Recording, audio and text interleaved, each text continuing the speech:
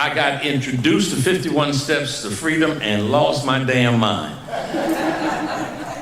I was so, I tell people that I moved to Boca Raton, Florida, and I reside there now. But since May or so, Washington, D.C. has become home again, and it's because I wanted to be close to this incredible program that is about all things good. It's about bringing people together. It's about creating a much greater tourism. It's about teaching. It's about culture. It's about history. It is about love and unifying our just terribly divided nation. It captivated me. I've been involved. We, again, welcome you here this morning and very much would like for you to be involved. Thanks again for coming.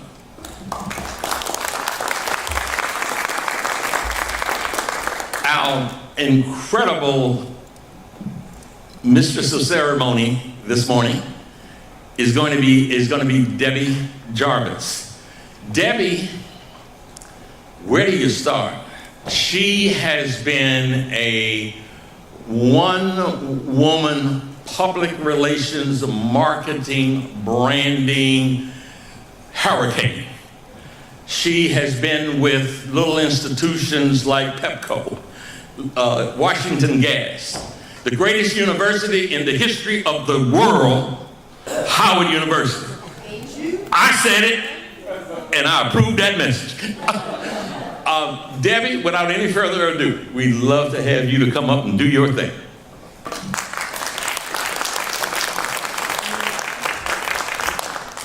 Let's give it up for Rock Newman.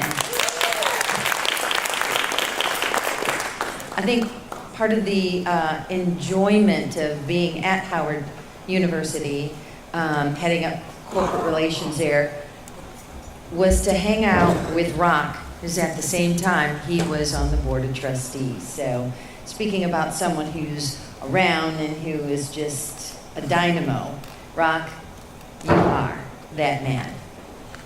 So, 51 Steps to Freedom.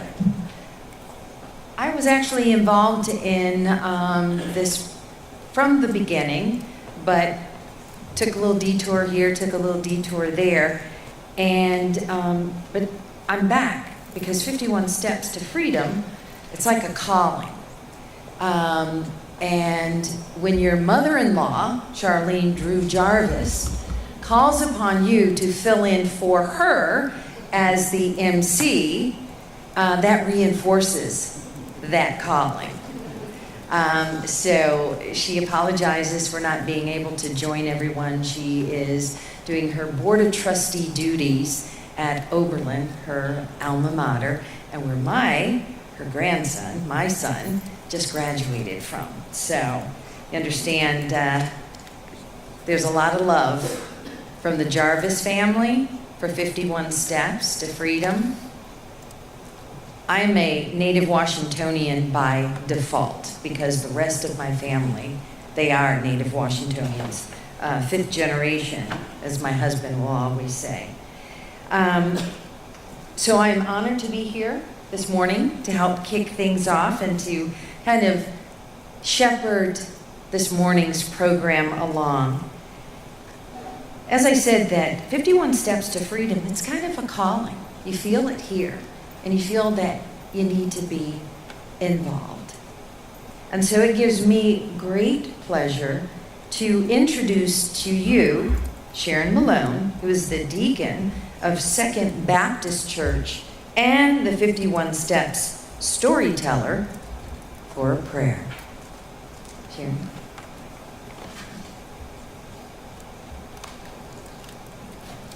Good morning, everyone. Good morning. Let's take this opportunity to bow our heads in prayer. Dear God, creator of all life, we thank you for this day and for the food we have eaten for the strength and nourishment of our bodies. We come before you, God, to ask your blessings on this 51 Steps to Freedom presentation. Through our conversation and discussion about tracing America's struggle for freedom and equality, we pray that you will impart your insights and wisdom as we present an innovative way to expand tourism in Washington, D.C., and teaching our youth of all ages. God, we ask your blessings on everyone in this room and on our fellowship with one another this day. And once we leave this place, grant us your traveling mercies to arrive at our destination safely. Amen.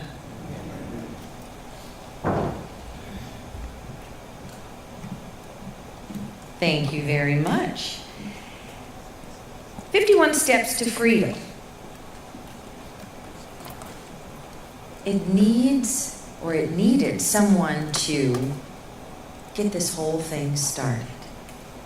And who better than H. Leonards, co-founder, 51 Steps to Freedom. Everyone knows her.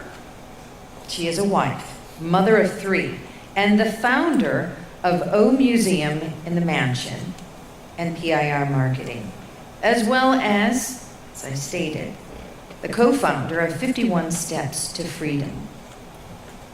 O Museum, as you know, is really a part of DC's history and part of the 51 Steps to Freedom because it was the home away from home to Mrs. Rosa Parks for 10 years. Did you all know that? Some of you did, some of you didn't. I knew when I found out, I was like, wow, that is so cool. This was all a part of the Heroes in Residence program that H started and has been featured in publications such as National Geographic, Traveler, and of course, Smithsonian Magazine. There's so much that you can say about H, and I love the fact that just one letter. Some celebrities have one name, like Madonna, right? All she has is just one letter, and that's H. And without further ado, I'd like to bring the most important letter of the alphabet today to the stage. H.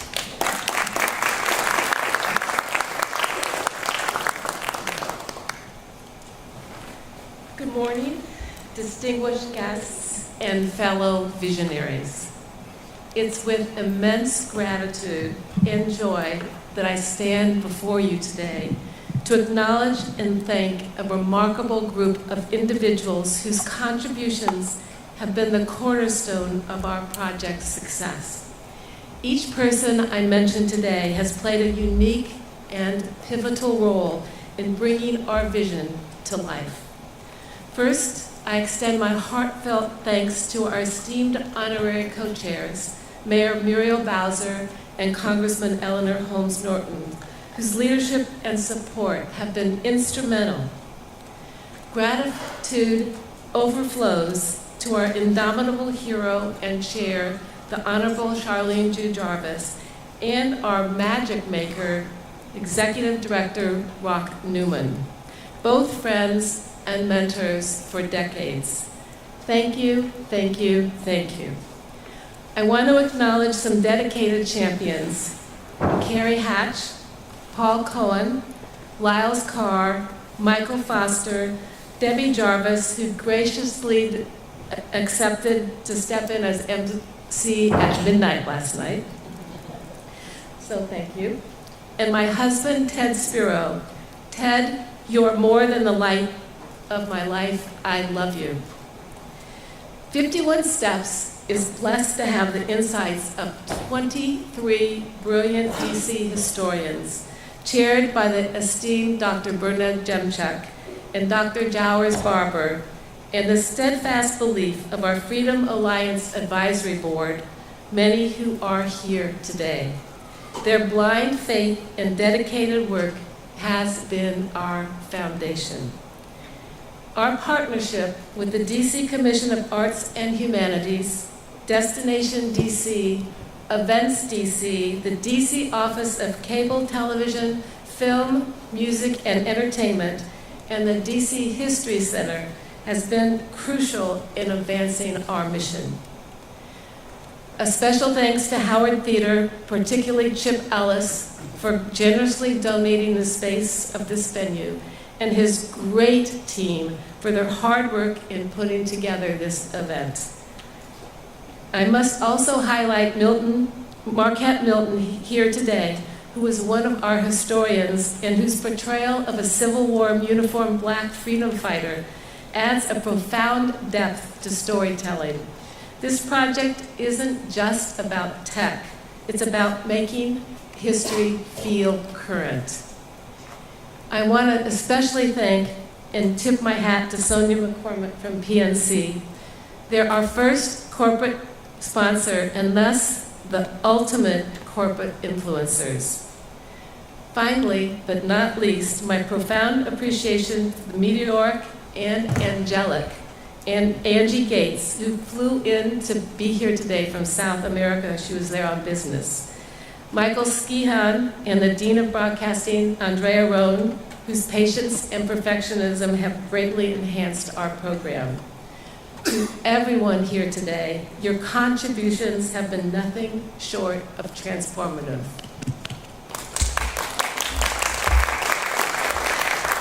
Today, I stand before you not just as the co-founder of 51 Steps to Freedom, but as a fellow DC resident. We find ourselves at a crucial juncture in our nation's story, a time when unity feels more like a plea than a promise. 50 states, one nation. This isn't just a slogan. 51 states, one nation is a clarion call to rediscover what binds us together.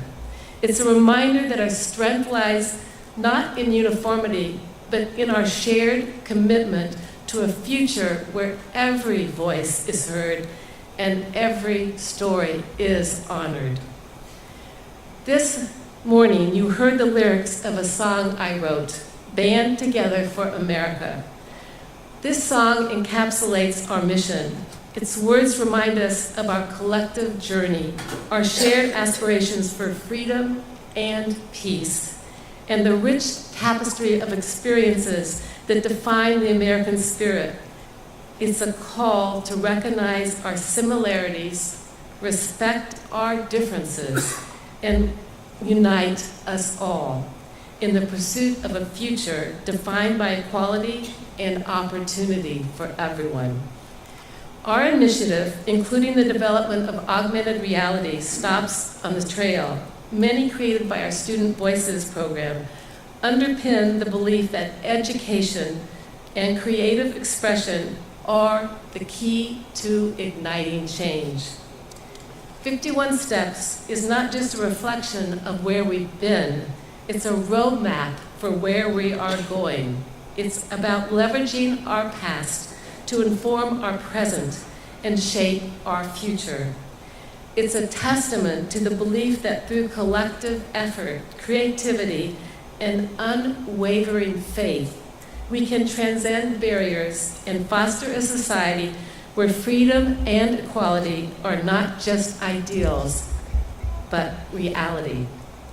As we look forward to World Pride in June 2025 and our nation's 250th anniversary, July 4th, 2026, let's commit to making 51 Steps a part of each of our legacy, a beacon of hope and a catalyst for change and healing. This initiative is more than a tour that drives tourism, although that is huge. It's a promise to future generations that the dream of a unified, equitable America is within reach. I rely not just on miracles, but on the conviction that together we can achieve an extraordinary future.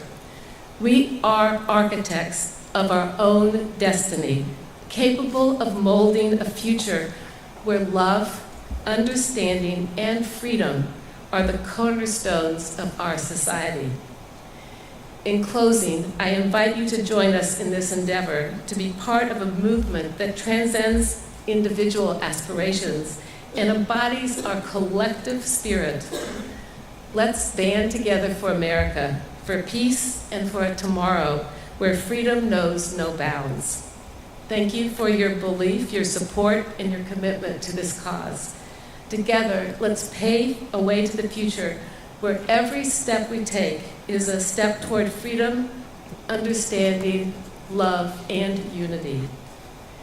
Now, it's my honor to reintroduce Sharon Malone again, who has been by our side since the 51 Steps to Freedom began, followed by Tracy Halliday, co-founder of 51 Steps, whose vision and dedication have been instrumental in bringing this dream to life. Thank you.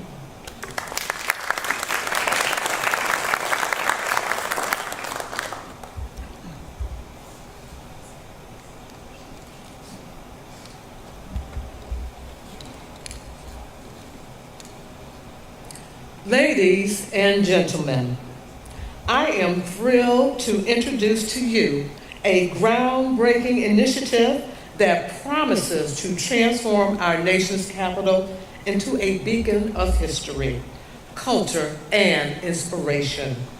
51 Steps will become the world's largest outdoor museum. So, what is the 51 Steps to Freedom Trail? Well, imagine the iconic red line that winds through Boston, guiding millions of visitors each year through the city's rich history and heritage. Now, imagine something bigger, even grander, even more significant than that. That's what the 51 Steps to Freedom Trail will be. Spanning over 8 miles, it is the first of its kind interactive trail, connecting Anacostia to Georgetown and back again. Encompassing over 300 stories, from churches and meeting houses to burial grounds and civil rights sites, the 51 Steps to Freedom Trail is a testament to the resilience and courage of our nation's unsung heroes. But what sets this trail apart is its commitment to inclusivity and diversity. It tells the stories not only of African Americans, but of women, Native Americans, Muslims, Asians, Hispanics, individuals of all nationalities, ethnicities, genders, and religions, and those with disabilities. Using innovative technology, art, and music, 51 Steps will create an immersive experience unlike any other. Visitors will be transported through time as they explore the rich tapestry of DC's history and culture. And with over 51 traditional and digital art installations, this trail will not only capture the essence of each neighborhood, but also serve as an evergreen marketing tool, generating interest and excitement for years to come. Thank you for the opportunity to share this vision with you. Together, let's embark on a journey of discovery, reflection, and hope. Thank you.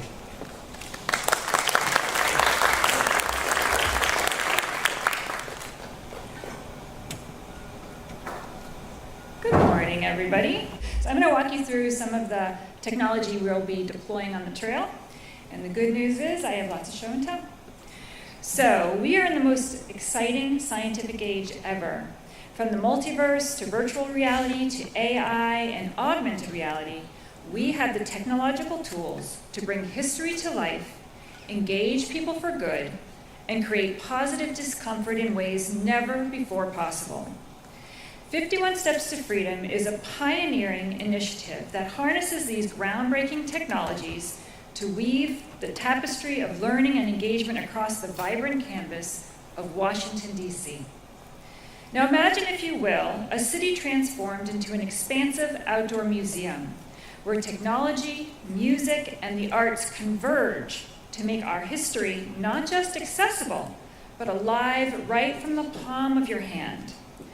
Now, in addition to being a rich educational tool, 51 Steps to Freedom is a catalyst for economic revitalization across all of our neighborhoods. Now, allow me to paint a picture of how this innovative technology seamlessly blends learning and local economic empowerment. Now, envision yourself strolling down O Street at DuPont Circle, and you get a notification on the 51 Steps app, letting you know there's something to see. As you follow the prompt, you lift up your device, and the augmented reality brings to life the inspiring figure of Mrs. Rosa Parks right before your eyes. She's on the balcony of O Museum in the mansion, and she shares with you the story of her decade in D.C. enacting change. After your experience with Mrs. Parks, you'll be shown businesses near you to visit before moving on, like restaurants, retail shops, salons, bookstores, barbershops. You get the idea. It seamlessly integrates local commerce with cultural and historical education in an unprecedented way. Let me give you a glimpse of what that will look like. But I'm on my way. Lord, if you love me, keep me, I pray. A little bird is stretching out to the shimmering, shaking blue. Don't know where I'm going, but I know what to do.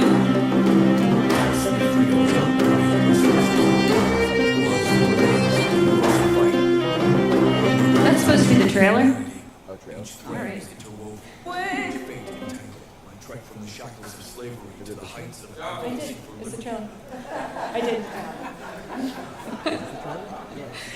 It's fitting for the technology part of the piece here.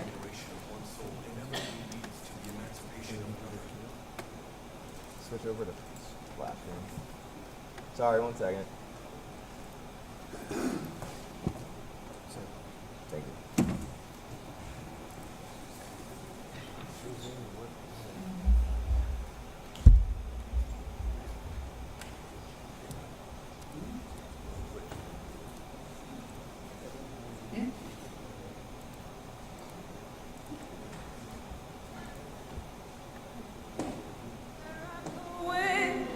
But I'm on my way. Lord, if you love me, keep me, I pray. A little bird is stretching out to the shimmering, shaking blue. Don't know where I'm going, but I know what to do.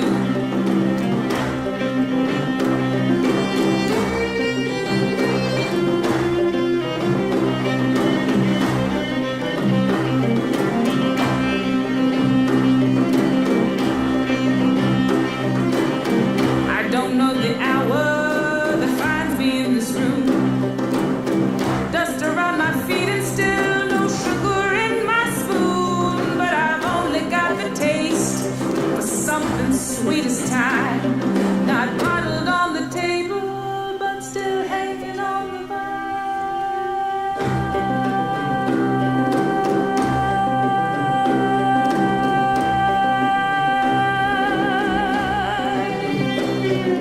I don't know where I'm going, but I'm on my way. Lord, if you love me. Now, our trail begins at home with a fun interactive website that will engage users from all over the world. 51 Steps is about peace over power, love over hate, and triumph over tears. And you'll see symbols of this throughout your journey. Rainbows that inspire hope, promise, equality, and new beginnings. Doves symbolizing peace and freedom. And yellow will be the primary color to connect 51 Steps. Because when Mayor Bowser created the first Black Lives Matter plaza in the world, she put a stake in the ground. DC is the epicenter for freedom and equality in our nation. Want proof? The mural on 16th Street has been recreated in thousands of cities throughout the world using the same yellow color and typeface. My name is Patrick Healy. I was born in 1834 in Macon, Georgia, to an Irish Catholic plantation owner and my mixed-race enslaved mother. Growing up, I lived with my 3 brothers and sisters who were also of mixed-race heritage. Despite laws that prohibited people of color from attending school with whites at the time, my father recognized our intelligence and sent us to a Catholic school in Baltimore where we could pass as white, and I did. I went on to study at Jesuit colleges both here in America and abroad. In 1865, I became the first African American to earn a PhD and later joined the Jesuit order. I then became the first black Jesuit priest. A little known fact is that I am considered the founder of the modern era of Georgetown University. I am credited with revitalizing and expanding the curriculum. While my name appears on this building, there are many things people do not know. For instance, in 1838 the school was deep in debt and struggling to keep the doors open. In response to the crisis, the school's president, Reverend Thomas F. Moldy, sold 272 black men, women, and children to Louisiana plantations to keep the school operating. Isn't it ironic that enslaved people were sold to save a school that was transformed into the major university we know today by a man that was born into slavery? Through all my achievements, I never stopped pushing through the struggle to make the world better for all. 51 Steps to Freedom leverages technology, the humanities, and the arts to educate and inspire a deeper connection with our shared history and each other. Thank you.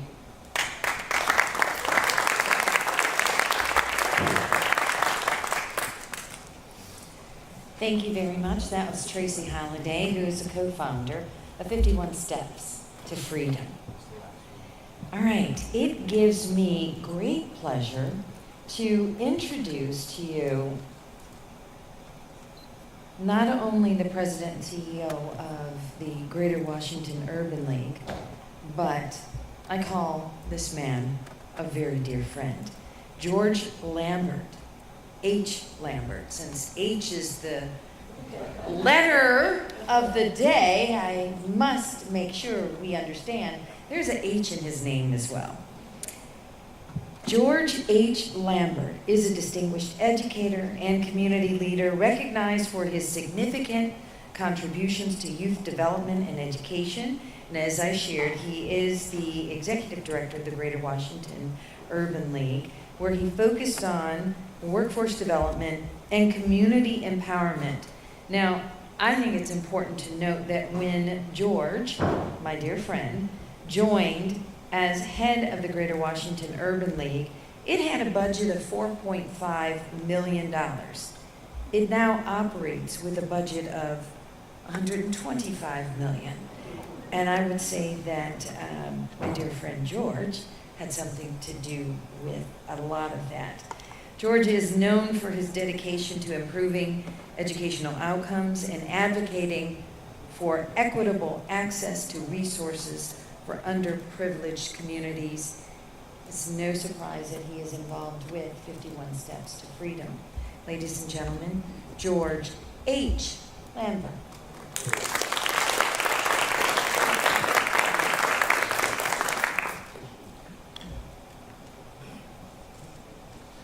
Debbie is absolutely right. She is a very dear friend. And we spent some time this summer kind of hanging out in a vacation spot together. So I'll say that too.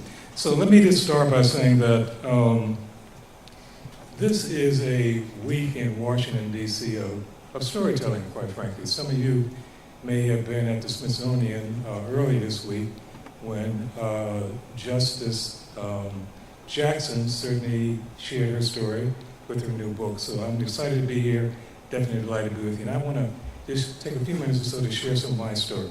I also am a native Washingtonian, and quite frankly, my affinity with 51 Steps to Freedom is because of that. I have a lot of history here, a lot of story I want to start by telling you. So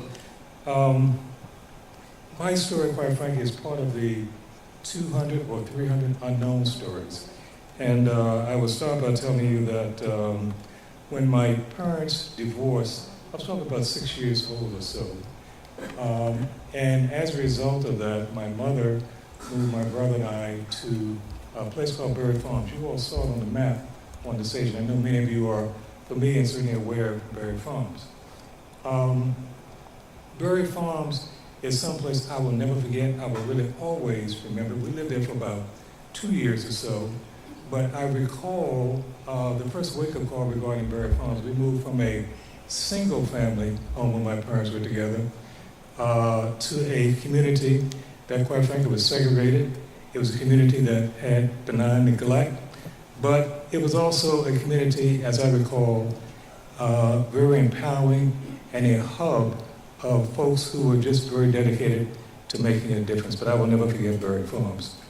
I will also share with you that because of Berry Farms, I think, it was a place what I always refer to as character building as well.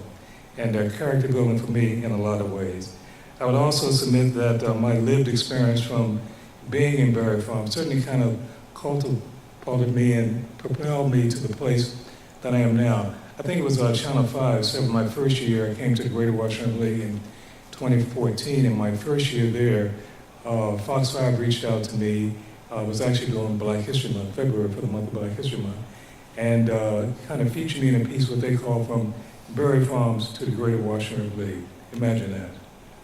But anyway, it did certainly instill in me a sense of empowerment and a passion for helping underserved communities and folks who have very similar challenges as I had when I was in Berry Farms as well.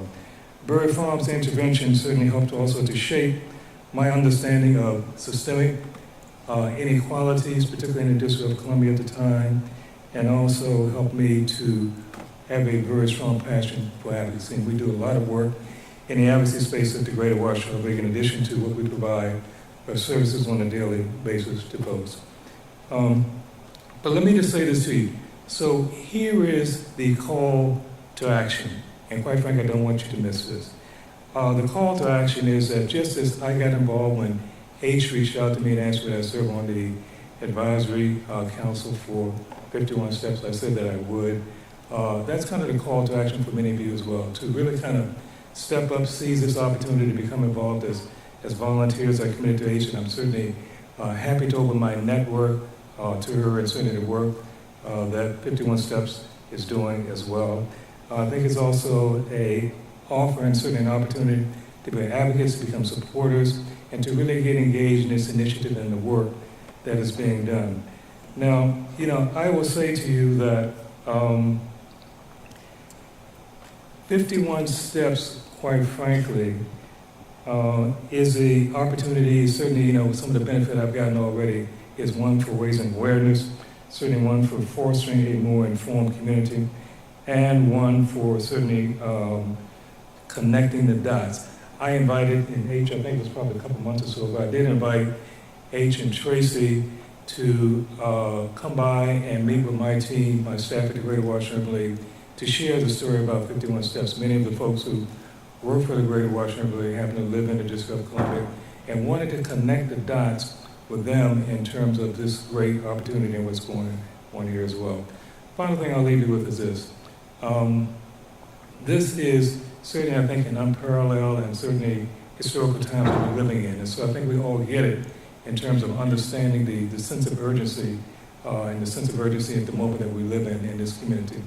And so what I will say to you in closing is that this, quite frankly, is not the time to despair over that sense of urgency. This is the time, quite frankly, to get back in the trenches, to stay in the trenches, and certainly to see this mission to make a difference with 51 Steps to Freedom. So I thank you, H, I thank you as well, and it is H, yes, for me, middle name as well.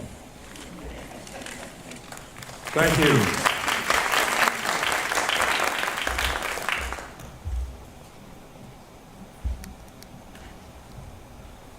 The man that took a $4 million budget and took it to a $120 million budget, I really don't want to let you go. I had a lot of help.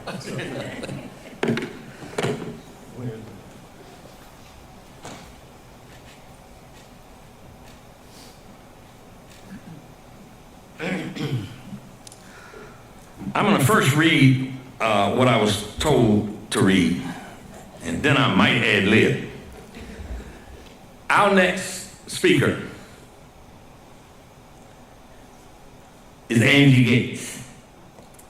Angie Gates is the president and CEO of Events DC, the official convention and sports authority in Washington, D.C. Let me stop there and say, in that position, she has done a magnificent job, is noted and recognized as one of the best, not just in the country, but in the world. She just got back from Argentina and a couple of other places in South America, and my heart skips a beat every time she goes out of the country because people are trying to get her to come and do for them what she does for Washington, D.C. Our next speaker, hold on. With over 20 years of experience in event management and entertainment, she has previously served as D.C.'s Director of Office of Television, of Cable Television, Film, and Music, and Entertainment, and was the first African-American General Manager of the Warner Theater. Ms. Gates serves as a board member of the New Orleans Theater Association and Negro League Hall of Fame. She's also a charter member of the Upsilon Chi Omega chapter of the Alpha Kappa Alpha in the House. Gates currently serves as the governor of the Recording Academy Washington, D.C. chapter, the Grammys. Ms. Gates has earned significant recognition, including an Emmy and the President's Lifetime Achievement Award from President Biden. And she, according to my wife and myself, is the greatest godmama of two little puppies we have that has ever existed. I would like to bring to the microphone our dear sister, Angie Gates.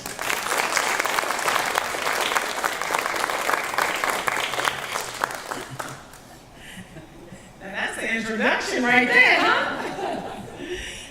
He said Angie M. Gates, but based on today, it's about to be Angie H. Gates at the rate we're going. Good morning, everyone. Good morning, everyone. We do call and response down south. So, good morning. I want to just first begin with acknowledging the 51 Steps to Freedom Alliance. None of us would be here today without your leadership and dedication to Washington, D.C. I also want to take a moment. We're looking back in history with 51 steps. But when I woke up this morning, one of the first things I do is say my prayers. I normally do it with my mom, but, it was a little earlier for her because she's down in Mississippi. But as I said my prayers this morning, I was intentional to take 51 steps around my living room. And I did that because I'm so blessed and so honored to play a part of this type of historic moment. When you grow up in life, you don't know what role you're going to play. But today confirms I am living in my purpose. And thank you for letting me be a part of this. I do want to give a special thank you to the Honorable Debbie Jarvis. When I was in Mayor Bowser's cabinet, I had to get confirmed by the council.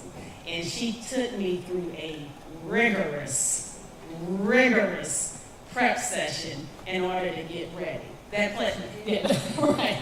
plays a part in my 51 steps. I also want to take a moment and thank Rock Newman. I knew him way before today. Rock has played such a significant part in my life.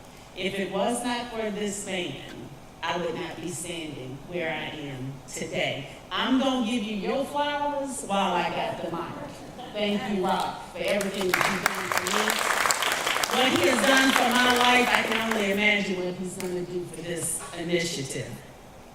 Events DC is very proud to be one of the founding sponsors of the 51 Steps to Freedom. This first came up with a conversation with Paul, and we were talking about it, and I wasn't quite clear. I instantly related it to DC, the 51st state. I wasn't quite clear. And when I got to really understand, this is so important to our great city. but it's so important to this country. And so to be seated in a position where I could offer support, Events DC had to be a part of this. Now, most of you know Events DC as the official sports and convention authority of Washington, D.C., but we also host amazing events that celebrate the unique culture of our city. Just recently, we hosted the 25th annual Walking Town event that offered walking tours throughout all 8 wards of Washington, D.C. So like 51 Steps to Freedom, Walking Town provides a unique opportunity for residents and visitors to explore the many historic hidden gems of our nation's capital. 51 Steps to Freedom underscores that history is literally around every corner of the District of Columbia. So many people know that big decisions are made right here in Washington, D.C. They know Americans gather here to change minds, create policies, and more importantly, make changes in our society.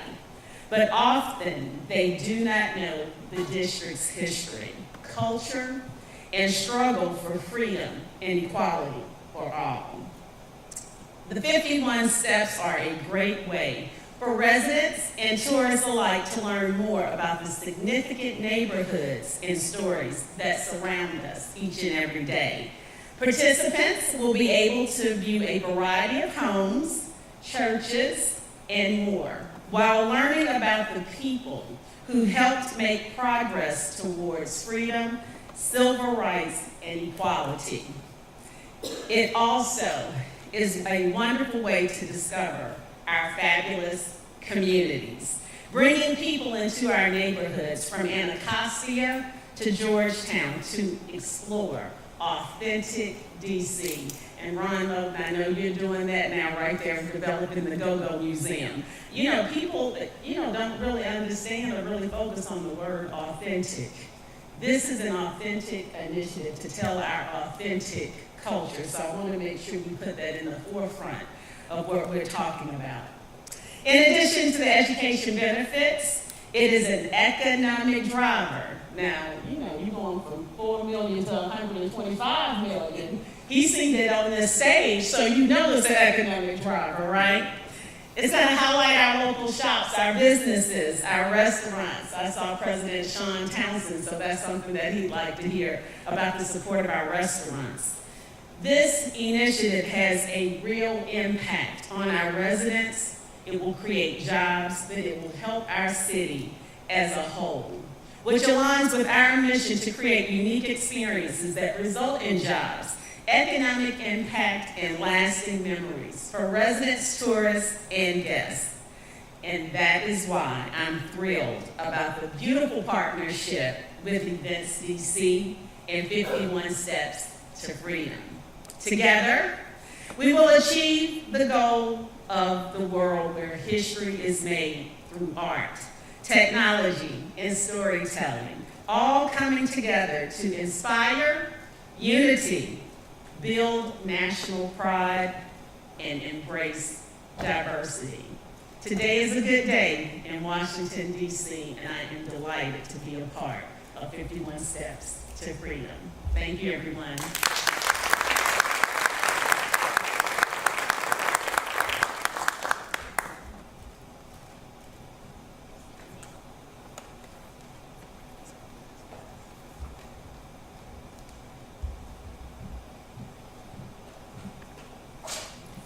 Good morning. Good morning. I'm Dr. Sandra Jowers-Barber, co-chair of the Historians for the 51 Steps to Freedom Project.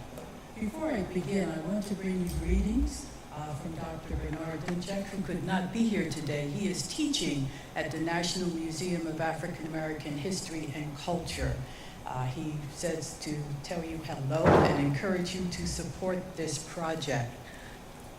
I am the Division Director of Humanities and Criminology at the University of the District of Columbia Community College.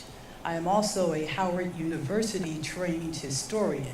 And I say that for such a time as this, when history is under attack, when history is being massaged, stretched, erased, changed, modified. It is important where you get your history from. So I just wanted to let you know Howard is on the case. And I am proud to be connected with this. I am a public historian, and I realize that history is learned more effectively outside of the classroom than inside. And 51 Steps to Freedom is a project and a program that encourages the learning, the sharing, the retelling, and the recounting of the history, not only of the city, but international history, because many of our figures here not only were regional and local, but they were national and international contributors to the fight against injustice. So this project is extremely important. 51 Steps to Freedom for me is a Sankofa project because it looks to the past to inform the present and to chart a path for the future. It is critical that history is not just learned and kept to oneself, but that it is retold and shared and allowed to expose all of those narratives that would exclude individuals who made contributions. 51 Steps is important because it is in all of the quadrants of the city of Washington, D.C. So when individuals say, nothing really happened where I live, 51 Steps to Freedom Project is going to be able to document, to point, and to validate every quadrant in the city with something that has been contributing to moving us forward. You need to get on board. One of the critical things is making sure that our youth are involved and aware. The Student Voices program provides educational experiences that highlight the struggles and triumphs of historical actors. Student groups, like the ones that participated from the Theater Lab this summer, and I'm going to take a moment to give Deb Gottesman a shout out if she's here for her contribution. Thank you so much for working with us and allowing the students to experience this. They were able to work with project mentors to learn valuable storytelling, history, and spatial computing skills. Incorporating student voices ensures that these important narratives are preserved and shared widely, reflecting the perspectives of the next generation. 51 Steps to Freedom is a collaborative effort composed of historians, educators, community leaders, local organizations, and students. I encourage all of you to engage with the trail, whether through participation in educational programs or by sharing your own stories. Your involvement is critical to keeping these histories alive. And one of the things that we encourage everyone to do, it's a family venture as well. It's going to bring tourists, and that is critically important. But what is, I think, as a historian and educator, is more important is for us to let our children know what has taken place, what the involvement has been with many family members, those stories that never made the national scene or the international scene that were important to moving and making change. So 51 Steps to Freedom will allow you to get out and walk with your family, walk with your children, walk with your significant others, and to share this knowledge. So individuals coming into the city will see us more than just the capital. And that's important as well for the neighborhoods to be spotlighted. I'm going to leave you with a quote that is critical to me in my path as an educator and as a historian. History is a clock that people use to tell their time of day. It is a compass that they use to find themselves on the map of human geography. It also tells them where they are and what they are. Most importantly, an understanding of history tells the people where they still must go and what they still must be. Dr. John Hendrick Clark. Thank you so much, and welcome, welcome, welcome. 51 Steps to Freedom Project needs you and welcomes your involvement. Thank you.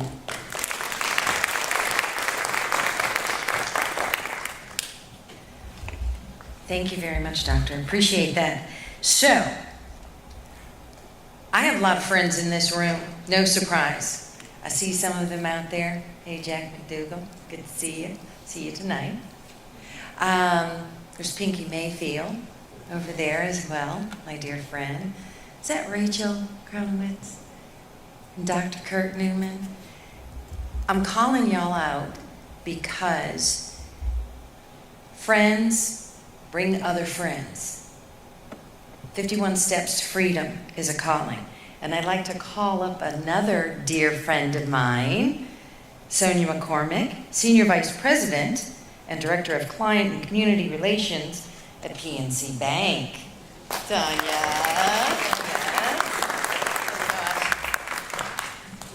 She is so right. It's all about who you know in this town, is it not?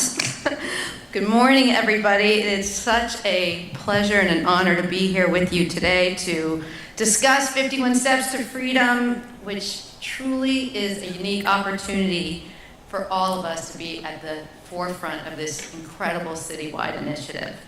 At PNC, we are committed to making investments in the communities in which we operate that help empower people to move forward financially. That's why we provided 51 Steps' first corporate philanthropy gift of $50,000 just last October. There were friends who asked, several friends. And you know what, we really didn't hesitate, I would say, because, I mean, it truly is a landmark project that has the potential to just play a unique role in our region.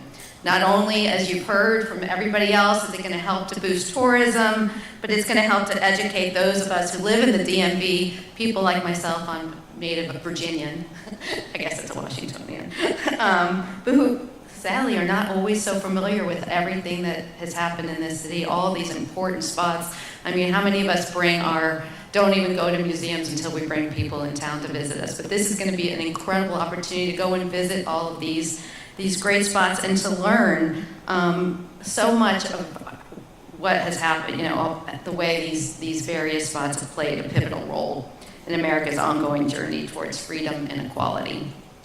Now, these are values that we take very seriously at PNC, as is evidenced by our long-term commitment to fostering a culture of inclusion in which all of our customers and our employees feel valued and respected. We're particularly proud that our grant helped to fund the development of the augmented reality app. And I don't want to give it all away, but you saw that pop-up tent out there. So if you haven't yet, I do hope when you leave here, you'll have the opportunity to experience this app. I mean, I was absolutely blown away. I've done it twice now. You will be so popular on social media, but you literally take your phone and you can have Billie Holiday and James Brown come dance with you, talk to you about the importance of role that this Howard Theater played on Black Broadway. Obviously delighted about all of the support that this project has already received by the mayor and by Events DC and so many others in this town. So we certainly hope that support, together with our gift, will lead the path for other corporations to become involved in this important legacy project. You know, our commitment is to driving real change in areas where we feel like we can make the biggest impact. So we're a leading national bank, but with local delivery, and we're focused on advancing meaningful and sustainable opportunities in traditionally underserved populations and communities where we live and work. And so projects like 51 Steps make a difference by weaving together education, cultural enrichment, and cutting-edge technology. 51 Steps will boost the city's economic vitality, transforming it into a hub of learning and understanding that resonates far beyond its border. This work takes collaboration, strong partnerships, and active engagement from everybody who makes up the places we live and work. And of course, a business community that is ready to make it happen.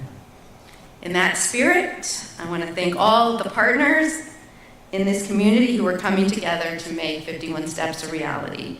If you haven't yet supported the project, I encourage you to consider how you can support the trail, whether through funding, partnership, volunteerism, or advocacy. On behalf of my PNC colleagues, including our regional president, Jermaine Johnson, who unfortunately couldn't be here this morning, we are so proud to be just a small part of this story. Thank you so much.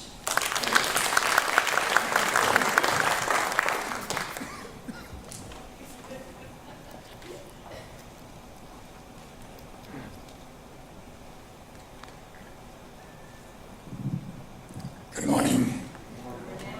My name's Michael Foster, and I just can't tell you how proud I am to be with this group of leaders and people that have put this together. It's so humbling to be in a room with all of you. And the thing that I enjoy most about this presentation is they already said everything I was going to say, except they said it better. So I threw away my script for the next 40 minutes, and I'll cut it to about 2 or 3 to really talk about you. Now, I remember sitting in this room, it wasn't that long ago, and I was invited by somebody very special, and I really wasn't sure if I understood this or how I could help. As an architect, urban planner, historic preservationist, I've had the privilege over the last 40 years of working with every corner of this city, its churches, schools, office buildings, houses, government buildings, and every building that's printed on the back of your money. We have spent millions of your hard-earned tax dollars restoring them, preserving them, and taking care of the city. And so the tagline I've used in our business is to shape culture, commerce, and people's lives. And that's what we want to bring to every building and project. And I was amazed to learn about 51 Steps, because through technology, education, tourism, healing, relationships, and connecting us together, that's the kind of change that no building can make. It's bigger than what any of us can do individually, and it really does take a community, a team, a city to make a difference. And that's really what we all want to be, whether you're in small business, large business, medium size, whether you're a leader in government agencies, nonprofit, education. What leaders want to do is make a difference. And what better difference can you put your shoulder to is making a difference in this city and contributing to the change that we all want to see. We want to see the healing, the economic development, the access, the inclusion. And what better way to do that? So I just invite you all to really be the change that we all want to see and look at how we can each do our part to do that. And I invite you with whatever you have to offer. Some of you have great influence. Others have access to resources, media, financial, personal, or otherwise. So just think about how you can not just make a contribution, but to be the change and make the change that you and the city needs, and that we can only do it together. No one person, even when you think you can. But when we do it together, it's really a tremendous opportunity, and I invite you to that opportunity, and I'm glad I had the opportunity to visit with you here today. Thank you.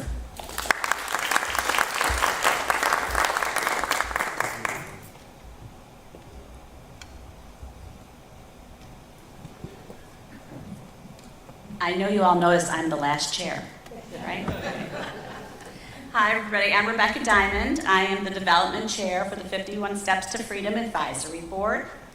Along with our completion of the Howard Street stop, which I hope you will all have either seen or will see when we're done, We are working on another stop in Anacostia, and today I'd like to give you a sneak peek of our stop, which is featuring Frederick Douglass. Distinguished guests and fellow citizens, my name is Frederick Douglass. I appear this evening as a thief and a robber. How can I say that? Because I stole this head, these limbs, my body from my master, and ran off with them. Because I was born enslaved. My early years were steeped in the bitter waters of oppression, my spirit caged by the iron chains of bondage. Yet within me burned an unquenchable flame of hope and desire for freedom. From my journey, you can glimpse the transformative power of freedom and the unyielding strength of the human spirit that have guided me from the clutches of slavery to the forefront of the fight for liberty. This pursuit of freedom was not merely a personal struggle. It was and remains a universal fight. For in the grand tapestry of humanity, each thread is interwoven, each fate entangled. My trek from the shackles of slavery to the heights of advocacy for liberty and equality mirrors the indomitable quest for human dignity that beats in every heart. For the liberation of one soul inevitably leads to the emancipation of another. Without a struggle, there can be no progress. My long crushed spirit rose, cowardice departed, bold defiance took its place. This defiance was born in the darkness of enslavement, where, unlawfully, I taught myself to read. Knowledge lit the path to my freedom, sparking an eternal flame of hope in me, and a fervent wish to dispel ignorance and prejudice. As I broke the emotional chains of slavery, I embarked on a lifelong crusade to shatter the fetters of ignorance and prejudice. My voice, once silenced by the tyranny of oppression and anger, found its power in the cause of justice. I speak not just for myself, but for all who were denied the basic rights of mankind. For the liberty of an individual is inextricably linked to the liberty of every soul. I would unite with anybody to do right, and with nobody to do wrong. Elevating my once suppressed voice to a clarion call for justice, I stood not only for myself, but for all stripped of their fundamental human rights. I shared that call for justice with Harriet Tubman, who also took her own freedom and led others to their freedom as well. My advocacy extended beyond my writings and speeches, leading me to the historic halls of the Seneca Falls Convention in 1848, where I stood as the sole African-American man in support of women's suffrage, declaring, "Right is of no sex, truth is of no color. I've learned that love in its purest form transcends all man-made boundaries of race, color, and creed. It sees not with the eyes of prejudice, but with the heart of understanding. My own life is a testament to this truth. In an era filled with division and strife, I found love in the most unexpected of places. My second marriage to a woman whose skin was the antithesis of mine was not just an act of personal affection, but a bold statement to the world. Let us strive together to build a world where love bridges the divides, where freedom is the birthright of all, and where the color of one's skin is no more significant than the color of their eyes. Let this be our legacy, that we fought not just for our own liberation, but for the liberation of all mankind. Let us remember always that freedom for one means freedom for all. It is easier to build strong children than to repair broken men. Let us continue to build, inspired by the lessons of the past, towards a future of greater freedom and equality for all. I meet you here on Cedar Hill, being the first to integrate Anacostia in 1877. I invite you to visit my home and look to the west, across the Anacostia Valley of opportunity toward our great institutions, the U.S. Capitol, the White House, and the Supreme Court, displaying those words graven in stone. Equal justice under law.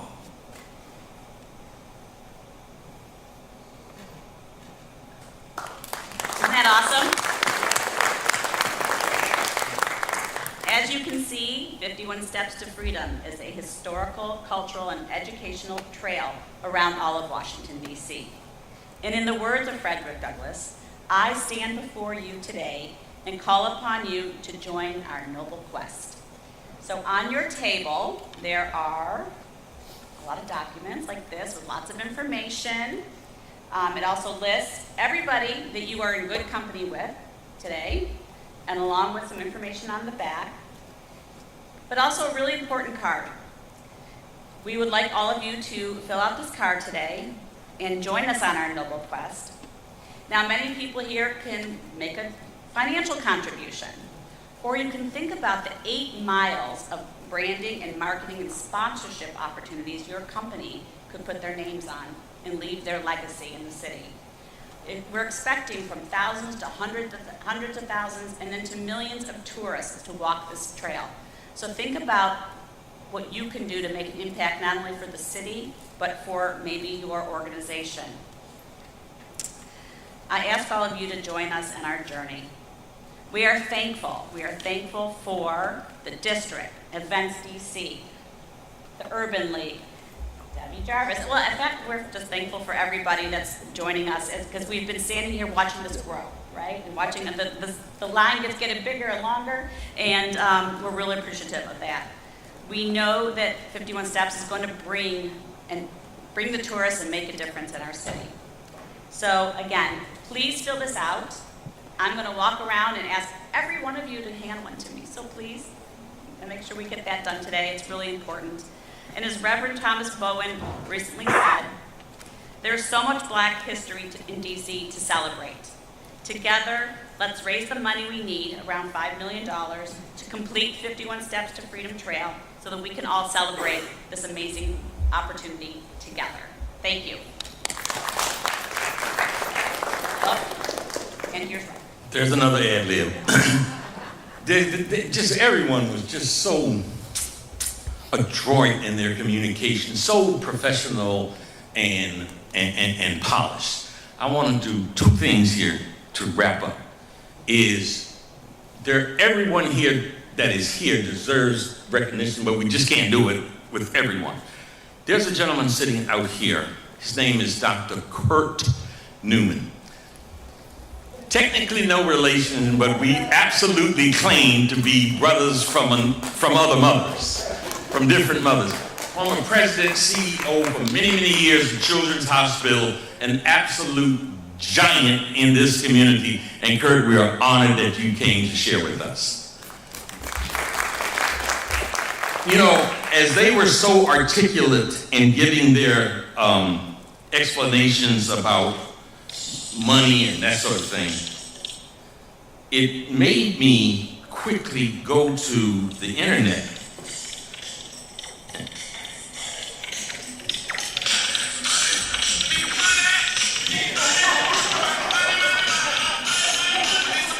In case you didn't understand their articulation. Thank you very much.